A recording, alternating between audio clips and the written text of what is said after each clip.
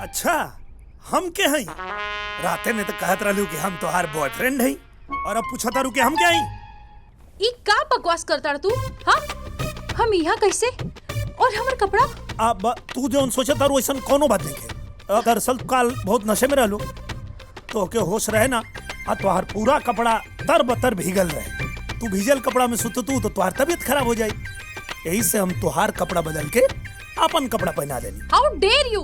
तोहर हिम्मत कैसे भइल हमर बदन के छुए के? एक मिनट, हम खाली कपड़ा बदल ले बानी, हम तो के छुले नहीं की। बहुत अच्छा से जाना तानी तहरा जैसन मर्द के मन सा। कपड़ा बदले के चक्कर में फ्री में सिनेमा देखेला ना? हाँ, ए, गलत सोचा तारू।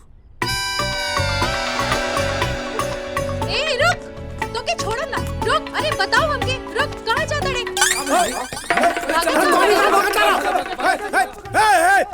एक मिनट, देख बाड़े रे। हम ई अपना आपके गैरेज के मालिक कहता। हाँ? यो सही है, लेकिन ये मालिक हा तो हम के बानी? एकरा से पूछा। ओकरा से तो बाद में पूछब, पहले तू बतावा तू के बाड़ू? हम तोहर बहिन हई।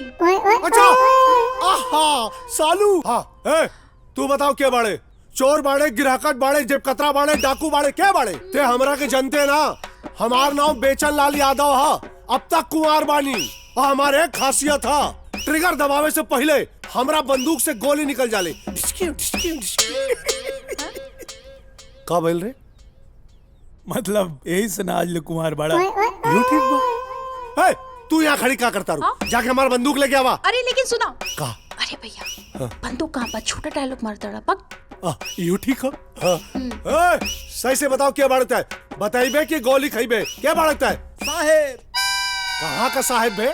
गांव के साहेब, गांव के साहेब। बहुत निमन मिस्त्री भाई, इनकरा के काम के जरूरत रहे, आपके कारीगर के, बस यही से काले इनका के हम गांव से बुलौनी है। लेकिन जब एकरा की नौकरी पे रख ले हा, तो साहेब काहे कहता अरे है? इनका नाम बा साहेब। नौकर का नाम साहेब, ड्राइवर का नाम सिपाही, चोर का नाम दरोगा, कहाँ हो रहा है सब? टड़वा में होला। यो ठीक बा। हाँ, टड़वा। लेकिन हाँ, इस सरवा भी मालिक मालिक काहे बोलत रहे अपना के? सेवा मालिक, यो ठीक सेवा बा। भावना। देखिए, जब मालिक ना रहेला तो नौकर का फर्ज होला कि मालिक की संपत्ति के अपना संपत्ति समझ के रक्षा करे। बस यही से अपन आप के मालिक बतौले। यो ठीक बा। हाँ, लेकिन हाँ, एकरा के बता दे लेकिन हाँ, कि हम शादीशुदा लोगन के नौकरी पे ना रखीला। हाँ, हाँ, सब बता दिल बनी सब। और हाँ सुना साहब, जे भी नाम है तोहार, ये हमार बहिन है सालू। क्यों एकरा तरफ ताका झाकी करे ना, हमरा से बर्दाश्त ना होला। चिंता मत करी, हाँ? हम बहुत शरीफ आदमी हैं। हम तो लड़की के कपड़ा भी चेंज करवा देली, तब वो कुछ ना देखेला। सालू, ऐसा कैसे हो सकेला? बिना देखले लड़की का कपड़ा कैसे बदलल जा सकेला? बतावा बतावा। यू जाने जब बदलले होके और वो जाने जब बदलवाइले होके, हम का जानी, हमसे मत पूछा। हाँ। यो ठीक बा। हाँ तो साहेब, भाई साहब से ऐसा कैसे हो सकेला कि क्यों लड़की के देखबो ना करे और कपड़ा भी बदलवा दे? भाई हम के सिखा दो। तू लड़की बड़ा ना, तब कैसे सिखा दी? तो क्या सिखाई? तोरा के ई सिखा सकेला।